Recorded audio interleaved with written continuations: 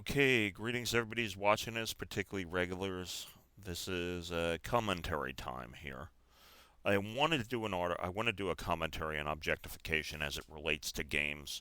And as you see, the question here is the question I'd ask is objectification always wrong?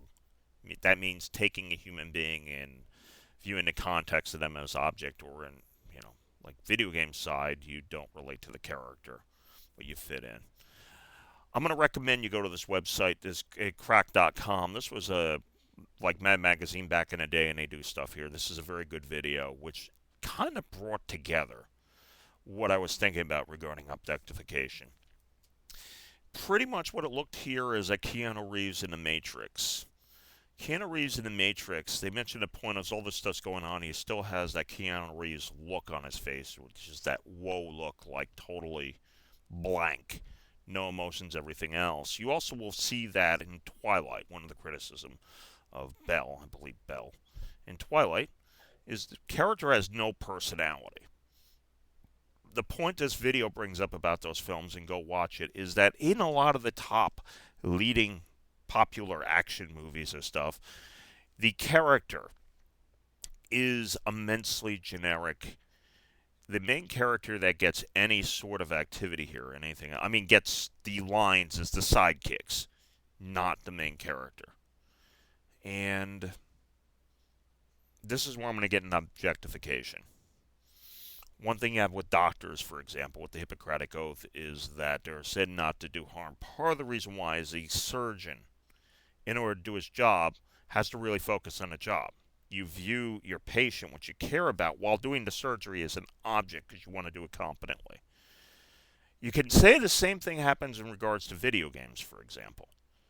Like, take a look at the Master Chief, for example. Made to be a very generic character. Very few lines. You end up, as seen here, you project yourself into the character, and you wear the character as a suit.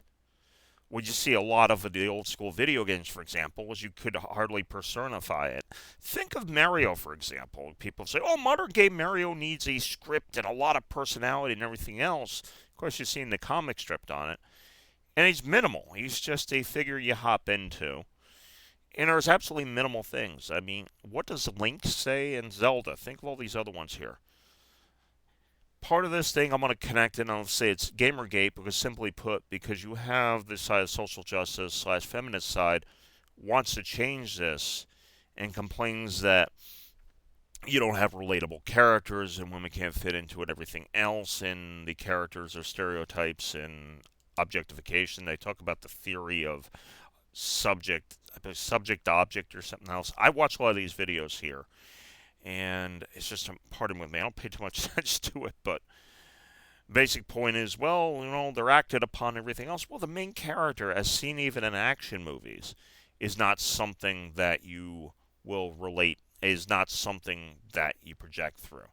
I remember I was seeing a Jim Sterling thing talking about feminist characters and why it's hard to get a lead character that's female.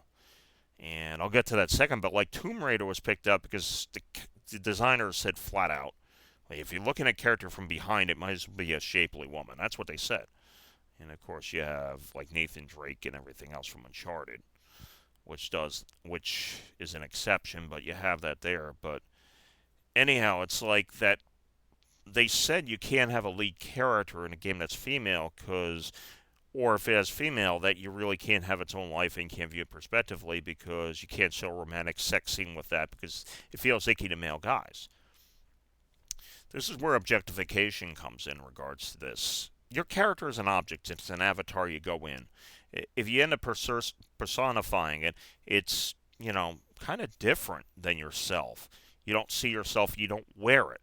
So to have a character go off that you can't relate to is different. And now I see what they're saying with larger budgets. You'll get a game that has multiple gender roles and you could play things and your sexual orientation could be whatever. Which I guess would be fine if you have the funding for it. The problem is that you don't. And I really wonder about this here. If the idea is that totally in every single case here that objectification is wrong. Is it? Like the point I rig like this, are we supposed to not objectify the chess queen, for example? Another point I keep bringing up. Are we supposed to, is that supposed to be anything but a piece in the game? Games require this, just like being a surgeon or anything else. You're focusing on it, you're focused on the task, and you're going to wear it. And as seen with the movie things in this article here on the Crack site, which is about that. That's the article. I will post a link below so you can jump to it.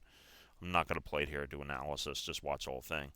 Question I have for you here is, why would it be bad? Why is objectification always bad?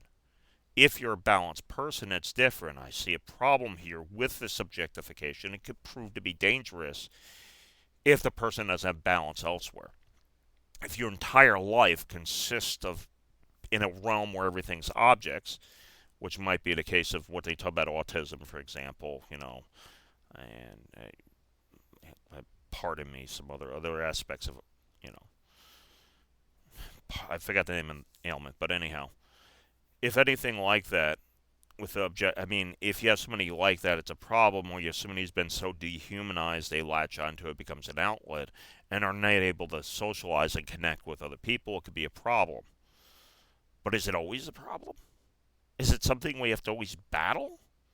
Or is it a matter of just having a balance in ethics and, just figuring out ways to connect with other people and allowing for it to happen? So, anyhow, that's pretty much my thoughts here.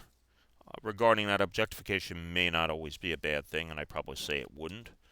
Think about some of the actual movies out there that were popular. And, that's one thing they had. I'll go back to, I mentioned Twilight earlier. You have the lead female character, which was specifically written in the books, from what I heard.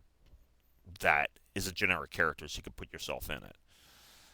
So when you have that there, that it's something you relate with, by limiting the traits and the projection and the emotion, allows more people to funnel into it and see themselves in it. So anyhow, I'm starting to ramble here. Feel free to post your comments below on objectification and why would it necessarily be always a bad thing. I don't think it is. Watch that article too. I watch that, this video here. Watch this video here on YouTube. Watch it here. Go to the website, watch it. It's also up on YouTube, but feel free to go there. You might as well visit the crack.com website. Give it a plug. So, anyhow, that's about it. Let me see if there's anything else underneath here. Nope, there's some other stuff. But anyhow, tell you what, just go to the website and watch this, and that's it. I do want to thank you for watching, and may your die always roll 5.